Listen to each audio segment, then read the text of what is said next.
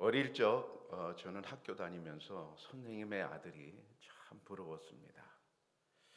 아버지가 선생님이니까 어느 누구 하나 건드리는 사람이 없었습니다. 군대 가서는 장군의 아들이 부러웠습니다.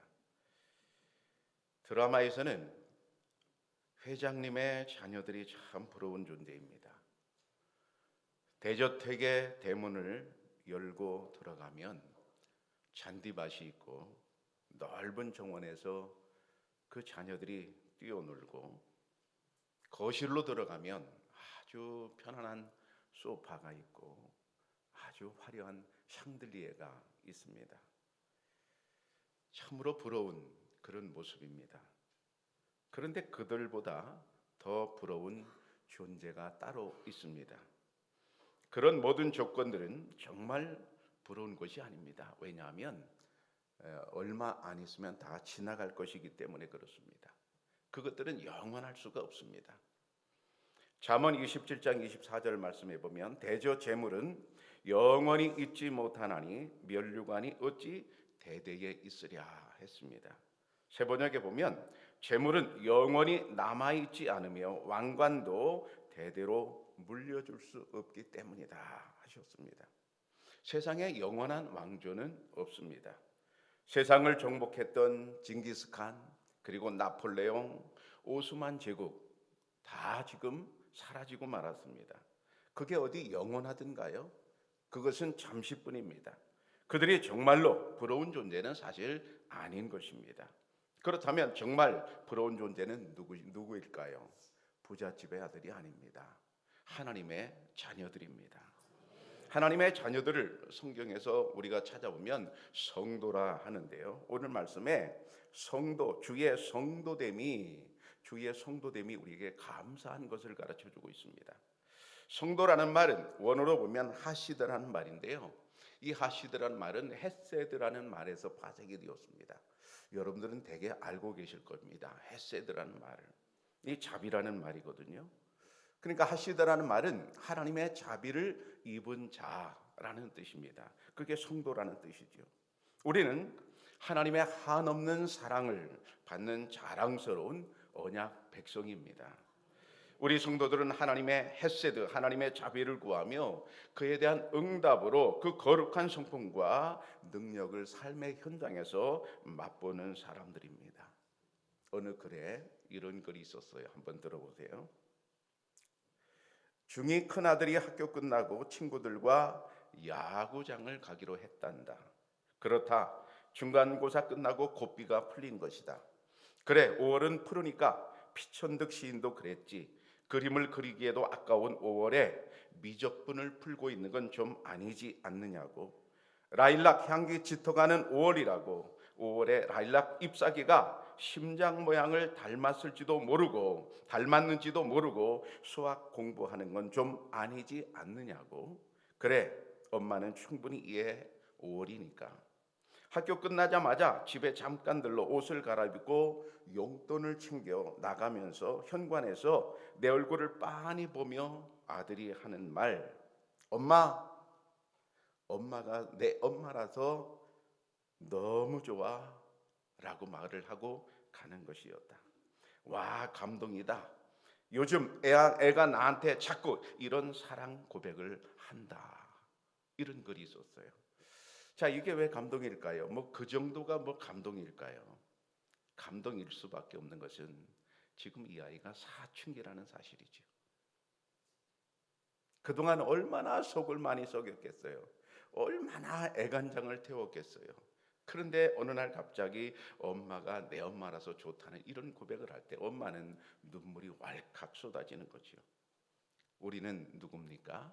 우리는 창조주 하나님의 자녀들입니다. 그러면 창조주 하나님의 자녀들이라면 우리도 이렇게 고백할 수 있죠. 하나님이 우리 하나님이라서 너무 좋아요. 얼마든지 그렇게 고백할 수 있습니다.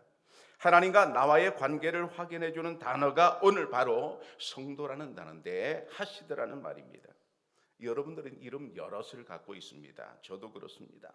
우리가 법적으로 쓰는 이름이 있습니다. 김종태라는 이름이 있어요. 근데 그 이름만 있는 게 아니에요. 집에서는 아빠가 되고요, 집에서는 엄마가 되고요, 회사에서는 과장님이 되고요, 또 회사에서는 부장님이 됩니다. 식당 가면 손님이 되고요. 다 이름이 각각 환경에 따라 달라지거든요. 그런데 영원한 이름이 한 가지 있습니다. 그게 바로 하시드라는 성도라는 이름입니다.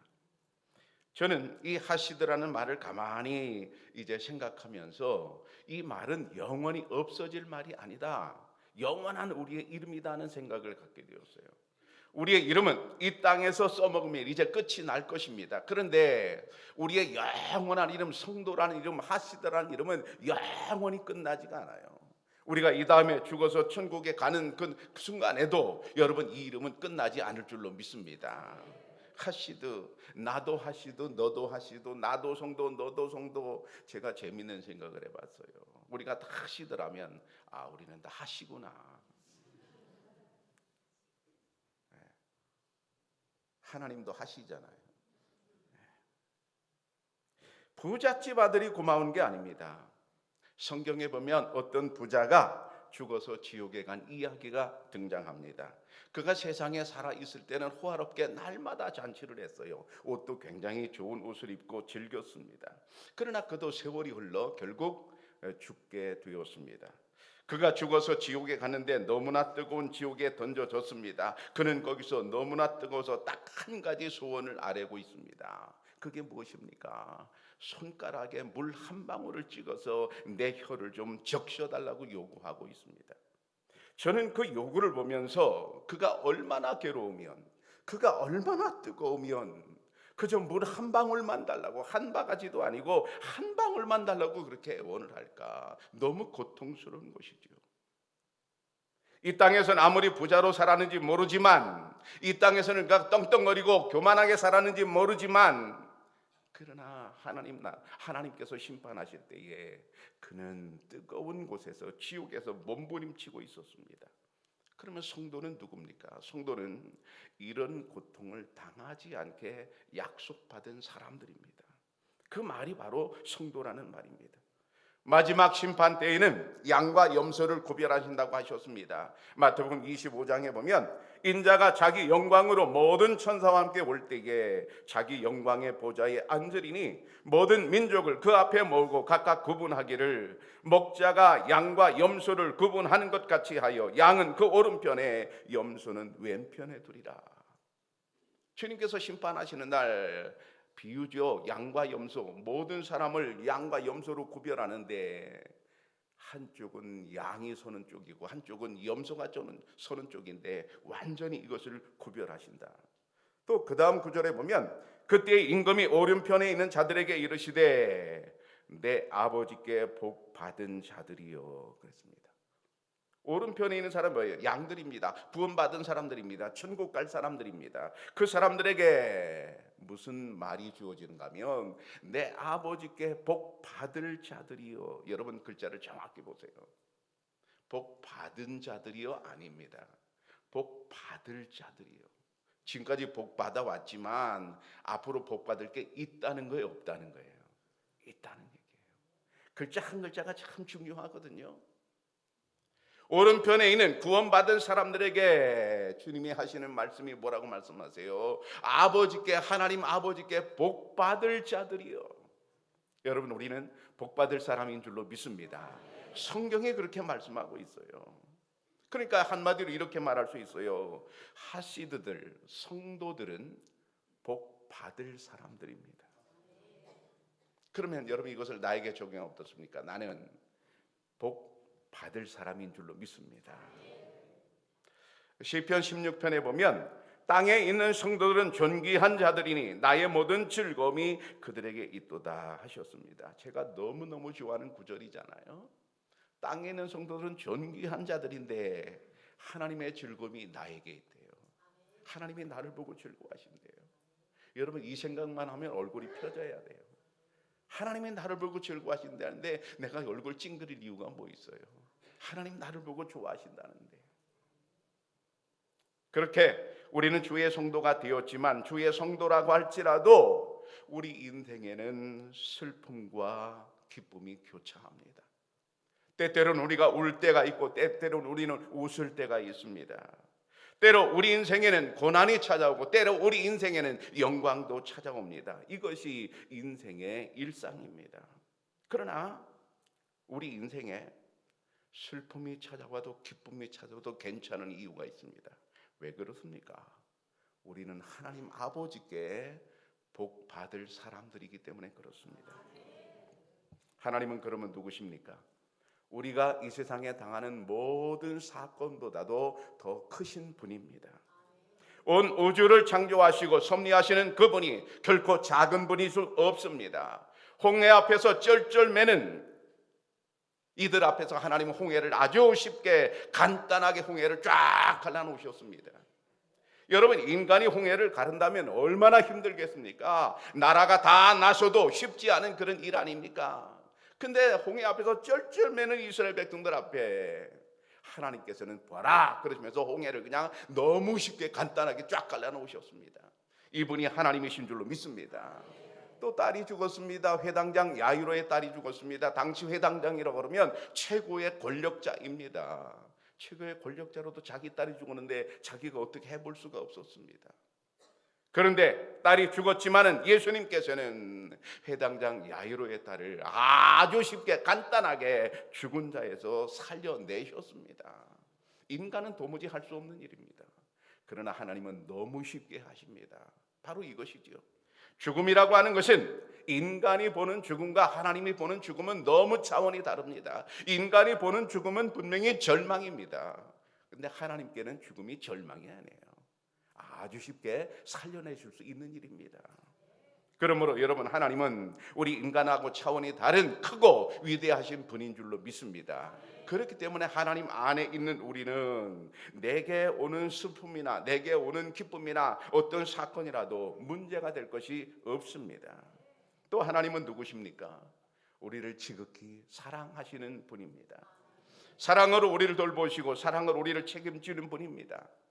우리가 하나님의 주권 안에만 있다면 언제 어디서나 어떤 일을 당해도 무슨 일을 당해도 문제가 되지 않을 줄로 믿습니다. 동영상을 하나 보도록 하겠습니다. 말로해도 설명을 못 알아듣잖아요. 그래서 물에 적응할 수 있게 시간을 준 다음에 이제 그래서 얇게 한 번 해주고 마지막 잠수하기 전에 높게 들어서 물에 쏙 넣었다가 빼시는 거거든요. 그래서 윌리엄이 눈 뜨고 있는 순간을 보는 거예요. 그럼 윌리엄한테 뭐 특별한 거 없이 그냥 다 네. 알아서 하는 거죠? 네네, 그렇죠. 잠수는 알아서 하는 거죠. 하나,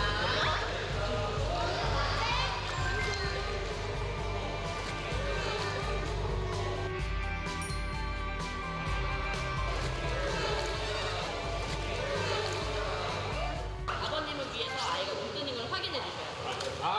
들어가서 아이가 눈 뜨는 거를 아이만 밑으로 들어가는 거예요. 알겠습니다.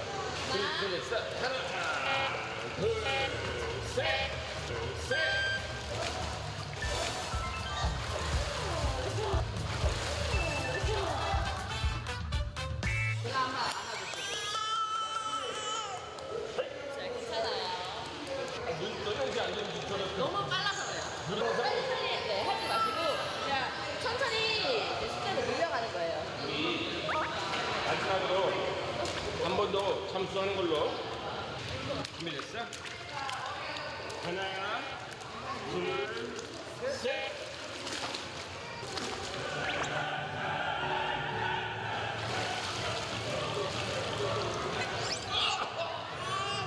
아빠 뗐지? 아빠 뗐지? 아빠 잘못했지? 너무 귀엽죠? 저 아이가 물속에 들어갔을 때 눈을 떴는지 안 떴는지 확인해 보라고 합니다. 그게 무슨 의미가 될까요? 눈을 감는다고 하는 것은 두렵다는 것입니다. 눈을 떴다고 하는 것은 괜찮다는 것입니다. 우리가 어려운 일 생길 때 눈을 감을 것인가 눈을 뜰 것인가 하는 거예요. 아버지가 붙들고 있고 아버지가 옆에 있을 때 아이는 눈을 감을 이유가 전혀 없었습니다. 그냥 뜨고 있으면 되는 일이었습니다. 근데 직감적으로 위험을 느끼는 거야, 아이가. 그 눈을 감습니다. 이게 인간의 본성이지요. 여러분, 우리가 어려운 일을 당했을 때 하나님, 영원하신 하나님, 나를 사랑하신 하나님, 크신 하나님이 내 옆에서 나를 붙들고 계시다는 사실을 믿기만 하면 우리가 눈을 감을 이유가 전혀 없는데 우리는 깜빡 그것을 놓치는 거예요. 그리고 눈을 감아버려요. 그리고 울어버려요. 그리고 고난스럽다고, 고생스럽다고 울어버려요. 여러분, 우리는 요셉을 배웠습니다. 요셉도 눈 감을 시간이 있었어요. 감옥에 들어갔잖아요. 자기가 뭐를 잘못해서 감옥에 들어갔다면 당연히 내가 죄값을 받아야지, 그리고 감옥에 있으면 돼요. 근데 그런 일이 아니었잖아요. 억울하게 들어갔잖아요. 억울하게 들어갔으니 여러분, 감옥 안에서 얼마나 억울했겠어요, 생각해 보면. 그런데 감옥 안에서 요셉은 억울한 티를 한 번도 내지 않습니다. 오히려 그는 거기서 밝게 생활합니다. 그리고 아주 성실하게 생활합니다. 어떻게 그럴 수 있을까? 그는 감옥 안에서 눈을 감지 않았어요. 그는 감옥 안에서 눈을 감고 울지 않았어요. 그는 감옥 안에서 눈을 뜨고 있었어요. 어떻게 그는 억울한 일을 당했는데, 감옥 안에서 죽을 수도 있는데 어떻게 눈을 뜨고 있을 수 있었을까요? 그 이유는 뭐예요? 하나님께서 나와 함께 계심을 믿었기 때문입니다. 그게 뭐라고 했습니까? 그게 숨이라고 했습니다. 우리가 성경에서 배웠습니다. 창세기 45장에 보면 그런즉 나를 이리로 보낸 이는 당신들이 아니요 하나님이시라. 하나님이 나를 바로에게 아버지로 삼으시고. 참 무서운 말이에요. 이거 듣고 보면 참 무서운 말이에요. 바로에게 하나님께서 나를 아버지로 삼으셨다고 말해요. 아니, 바로가 왕이잖아요. 자기는 신하잖아요. 총리잖아요. 나중에 한 얘기, 감옥 안에서 한 얘기가 아니고 나중에 총리가 된 다음에 한 얘기거든요, 이 얘기가. 근데 자기가 바로에게, 하나님께서 바로에게, 바로 아버지면 바로 위에 있는 거 아니에요. 자기를 바로의 아버지로 하나님이 나를 삼으셨다고 말해요. 그러니까 이 얘기는 할 수 없는 말이니까 애굽 군사들은 모두, 부하들은 모두 그 방을 나가게 하잖아요. 이 말을 못 듣게 하잖아요. 왜? 이 말을 그들이 들으면 이상하게 들을 수 있으니까. 말이 안 되는 거니까. 당장 감옥 갈 말이니까. 아, 이놈이 왕 되고 싶구나. 바로 그 말이 딱 나오지 않겠어요? 근데 요셉은 왕 되고 싶어서 이 말한 게 아니잖아요. 영적인 말이잖아요. 하나님께서 이 나라를 나에게 맡기셨다. 이 위기 속에서 하나님께서 나에게 여기에 오게 하셨다 하는 사실을 그는 알고 있는 거잖아요. 그게 바로 그 고백이잖아요. 그런데 그 믿음이 총리가 됐을 때만 있었던 게 아니라 감옥에 있을 때도 그 믿음이 있었다는 얘기예요. 하나님께서 나를 여기에 두든지, 감옥에 두든지, 총리에 두든지, 직에 두든지, 어디에 두든지 상관없이 하나님이 그곳에 나를 두셨으니 하나님이 책임지실 것이라는 믿음인 것입니다. 여러분, 우리도 마찬가지예요. 내가 여러분 어디에 있든지 간에 상관없어요. 감옥에 있든지 아프든지 어디에 있든지 상관이 없어요. 하나님 주권 안에만 내가 있기만 하다면 하나님이 나를 돌보실 줄로 믿습니다. 요셉은 이런 숨신앙으로 자기를 인신매매한 형들에 대한 분노를 이겼습니다. 이게 참 중요한 얘기예요. 요셉이 이런 숨신앙이 있었기 때문에 자기를 인신매매한 형들을 여러분 평생 원수로 볼 것 아니겠어요? 자기를 죽이려고 했잖아요. 자기를 외국의 노예로 팔았잖아요. 얼마나 원통한 일입니까? 그럼 평생 분노하고 평생 억울해하고 이렇게 살 수 있었잖아요. 그런데 그걸 모두 이겼습니다. 어떻게 이겼습니까? 바로 숨신앙으로 이겼습니다. 요셉은 감옥 안에서 얼마나 포기하고 싶었겠어요. 감옥 안에 들어가기 전까지야 숨신앙으로 살 수 있었겠지요. 근데 감옥 안에 막상 딱 들어가서 아무것도 할 수 없는 그런 상황이 되고 보면 얼마나 포기하고 싶었겠어요. 우리는 이럴 때 이렇게 말하고 싶잖아요. 교회 다녀도 다 소용없어. 교회 내가 열심히 다니다가 내가 이렇게 감옥에 들어갔잖아. 내가 성실하게 살았어. 근데 성실하게 사는 것도 다 소용없어. 다 필요 없어. 그리고 술 퍼마시고 다 원망하고 세상을 탓하고 그렇게 살 수 있잖아요. 그러나 요셉은 그러지 않았습니다. 요셉은 포기하지 않았습니다. 왜 포기하지 않았습니까? 하나님께서 나를 여기에 두셨다고 분명히 믿었기 때문인 것입니다. 우리도 마찬가지입니다. 우리는 하나님의 자녀들, 하나님의 성도인 줄로 믿습니다. 하나님의 하시드이란 말입니다. 누구와 내가 약속한 존재입니까? 하나님과 약속한 존재인 줄로 믿습니다. 우리도 요셉처럼 순신앙을 가졌습니다. 그렇다면 이제 우리는 혼자가 아닌 것입니다. 하나님과 연결되어 있습니다. 이게 오늘 기억되기를 바랍니다. 나는 결코 혼자가 아니다. 나는 하나님과 연결되어 있다. 하나님께서 요셉과 연결된 것처럼, 하나님께서 야곱과 연결된 것처럼, 하나님께서 아브라함과 연결된 것처럼 오늘 하시드인 나와 하나님은 언약으로 연결되어 있는 줄로 믿습니다. 그런 신앙을 갖게 된 사실, 이게 오늘 우리에게 감사한 일입니다. 여러분, 손흥민이라는 축구 선수를 모르는 분 없을 겁니다. 저도 너무 좋아해요. 어쩜 그렇게 잘생겼습니까? 인성은 또 얼마나 좋습니까? 우리 보통 우리 대한민국 국민들의 관심은 언제 손흥민이 또 골 넣나, 이게 관심이에요. 골 넣는 게 너무 이뻐, 너무 재밌어. 어떻게 그렇게 쉽게 넣습니까? 남들은 골을 한 번 넣기도 어려운 것 같은데 어쩜 그렇게 쉽게 넣습니까? 그만큼 기술이 좋다는 거죠. 여러분, 손흥민이 그런 좋은 기술을 가지게 되는 데는 아버지의 역할이 컸음을 우리가 알 수가 있습니다. 아버지 손웅정 씨는 손흥민이 어릴 때부터 그에게 좋은 이제 가르침을 줘서 좋은 훈련을 시켰습니다.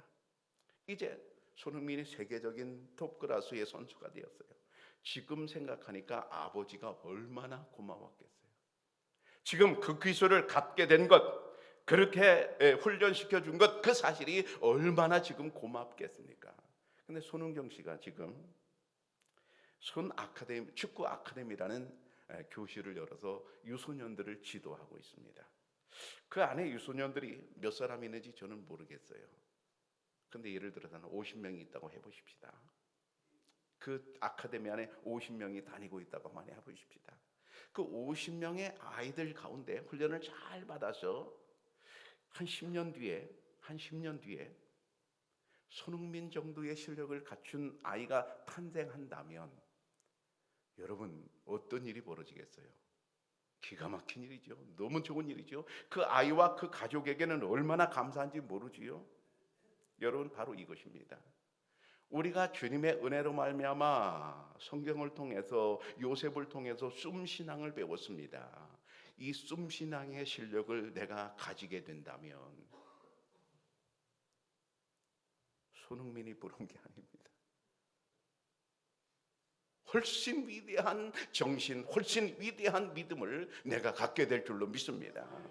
우리가 숨신앙을 알게 되고 숨신앙을 갖게 된 이 사실, 알고 보면 너무나 감사한 일입니다. 왜 그렇습니까? 이 신앙만 가지면 어디든지 우리는 어디서든지 여러분 견뎌내고 성공할 수 있는 줄로 믿습니다. 우리의 분노를 이겨낼 수 있는 방법이 바로 이 숨신앙이에요.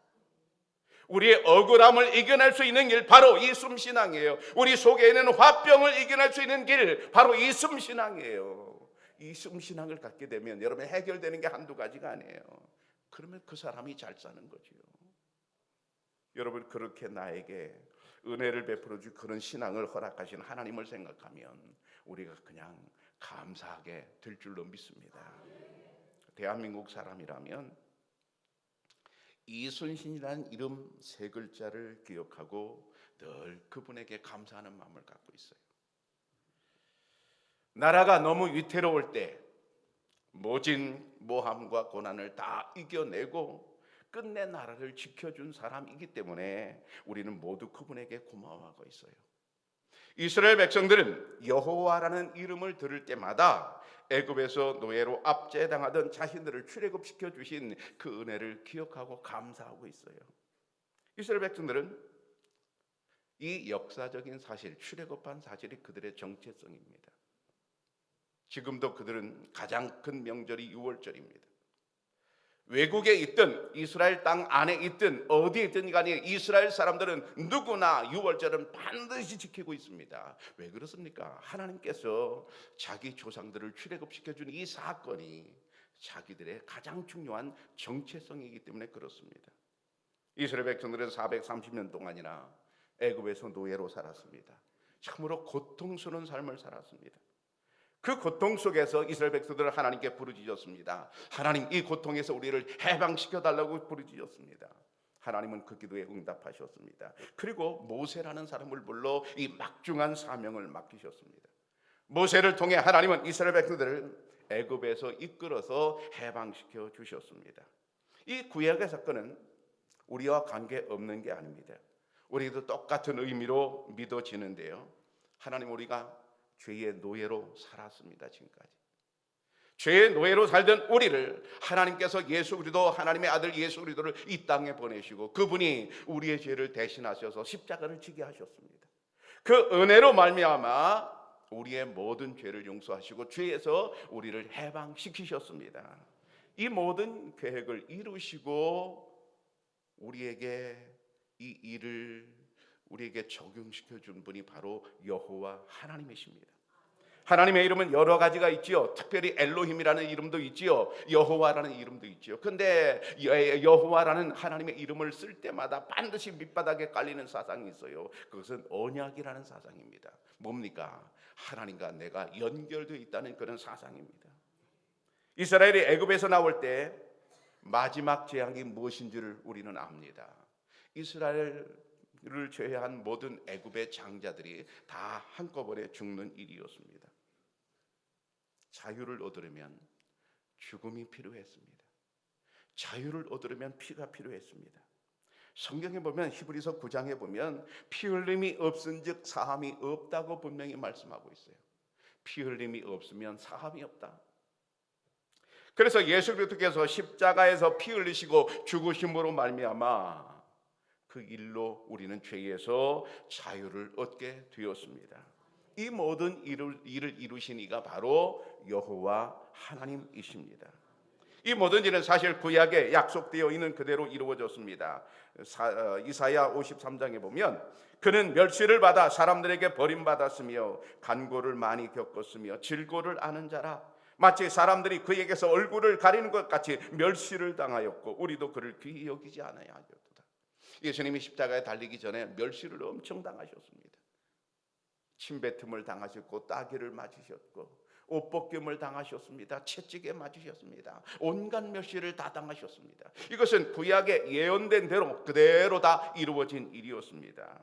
또 7절에 보면 그가 곤욕을 당하여 괴로울 때도 그의 입을 열지 아니하였으며 마치 도수장으로 끌려가는 어린 양과 털 깎는 자 앞에서 잠잠한 양같이 그의 입을 열지 아니하였도다 그랬습니다.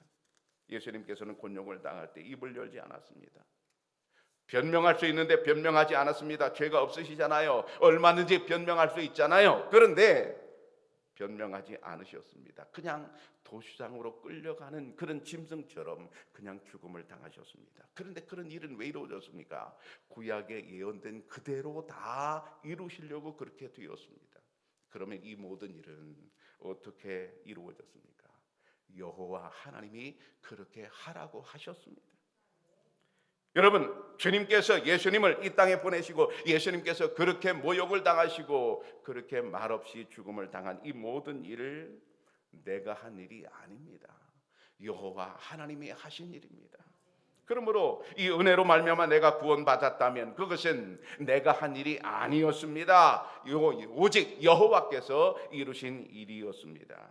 그러므로 우리는 자랑할 것이 사실 없습니다. 갈라디아서 6장에 보면 그러나 내게는 우리 주 예수 그리스도의 십자가 외에 결코 자랑할 것이 없으니 그리스도로 말미암아 세상이 나를 대하여 십자가에 못 박히고 내가 또한 세상을 대하여 그러하리라 하셨습니다. 사도 바울이 고백합니다. 나는 십자가 외에는 결코 자랑할 게 없다. 여러분, 이 말을 언뜻 생각하면 자랑할 게 없다는 말처럼 들립니다. 자랑할 게 없다는 말이 아니고 자랑할 것이 있다는 말이지요. 그렇죠? 이 자랑이 너무나 커서 다른 자랑은 다 자랑이 될 수 없다는 그런 말입니다. 예전에 자기는 자랑할 게 많아서요. 학식도 자랑하고 뭐도 자랑하고 자기 지파도 자랑하고 자기 출신도 자랑하고 자랑할 게 많았어요. 그런데 알고 보니까 내가 그건 자랑할 게 못 되더라. 어떤 사람이 운동선수예요. 올림픽에서 금메달을 땄어요. 청양군에서 금메달 딴 게 가치가 있을까요? 미안합니다. 청양군 무시하는 게 아닙니다. 올림픽에서 금메달을 따서 집으로 갖고 들어왔어요.